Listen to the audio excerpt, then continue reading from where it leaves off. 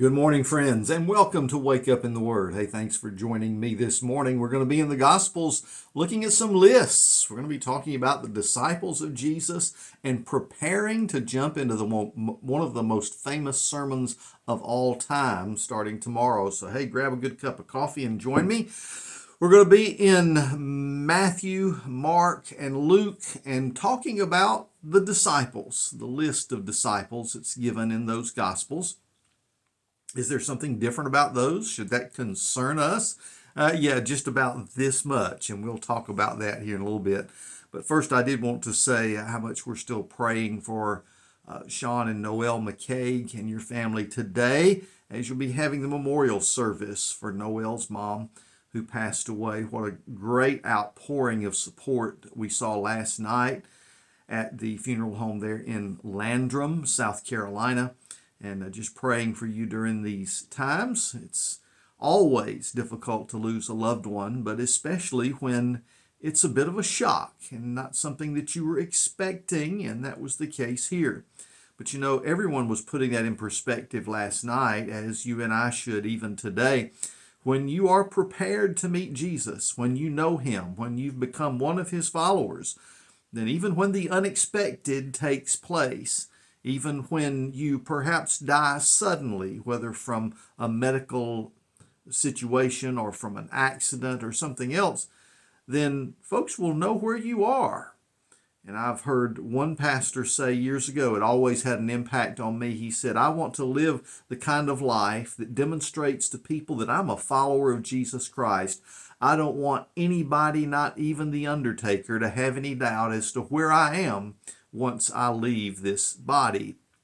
And that seems to be the case as we celebrated her life and celebrated with family last night, and trust that those kind of hopes in the middle of our grief will keep us encouraged and keep us looking up in days in which we're wrestling with the loss of a loved one. Well, as we get to this particular passage today, we're going to really grasp something about Jesus that is very important that goes beyond the list. Now, first, let's look at the lists, and we're going to see what it tells us about the way Jesus did ministry. I'm going to start, first of all, in Luke's Gospel, chapter 6, verse 12, where it says, during those days, he went out to the mountain to pray.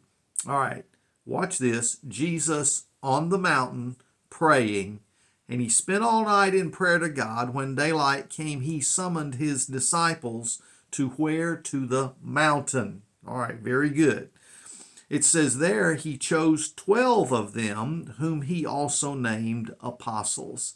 Then we get the list. Well, Simon, who also he named Peter, Andrew his brother, James and John, Philip and Bartholomew, Matthew and Thomas, James the son of Alphaeus, and Simon called the Zealot, Judas the son of James, and Judas Iscariot, who became a traitor.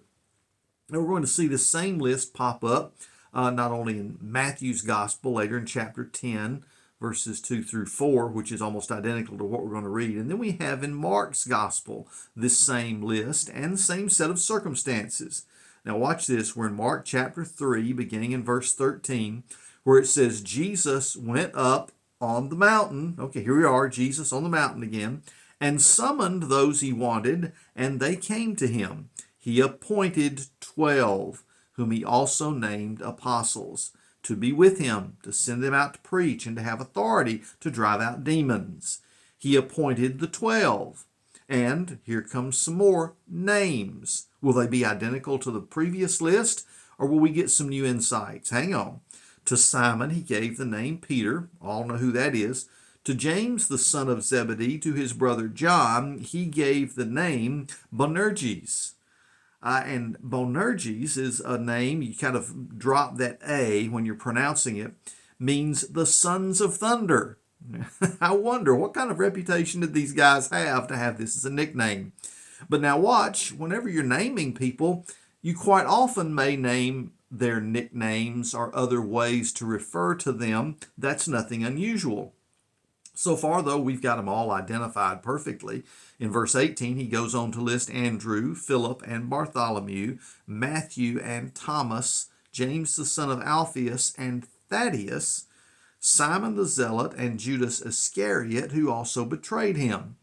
Now, coming up with Thaddeus just presents a problem, doesn't it? Who is this guy? Well, you'll know if you look at the previous list, because you've got the other Judas listed there, who is obviously Thaddeus. There's no real controversy about that in Christian circles. We know that person is one in the same. And so we have these two lists that are literally identical, a little bit of changes in some names, because of course that's the way people are. We often go by one name or another. You'll notice in the scriptures quite often it was the person's name and who their father was. If you're referring to me because I have multiple names, you might call me by my first name, Ronald, that is very seldom heard. But because it's first name, sometimes people looking at a list will try to use that to refer to me. Sometimes they would say my middle name, which I'm called by Craig. Sometimes they would say Ronald Craig. Sometimes they might even say, if they knew my dad, well, that's Craig, the son of Judson. And so you can see how, and it works the same with you, how many names may apply. I may have even had some nicknames through the years. We won't go there.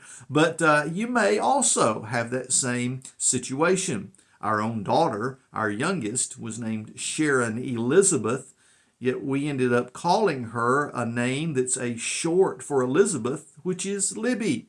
And if you are in a crowd and you see her and you were to call out, hey Sharon or hey Elizabeth, she probably wouldn't even turn around because she's Libby.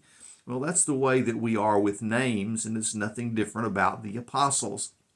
But what I want you to pick up from this passage is how Jesus has now selected an inner group of disciples to be with him. Now, that does not mean that the larger group won't be following, listening to his teachings, and watching what he does. We know that among that group there were large numbers of men and women, but there's something key about the ministry of Jesus, his purpose to show up.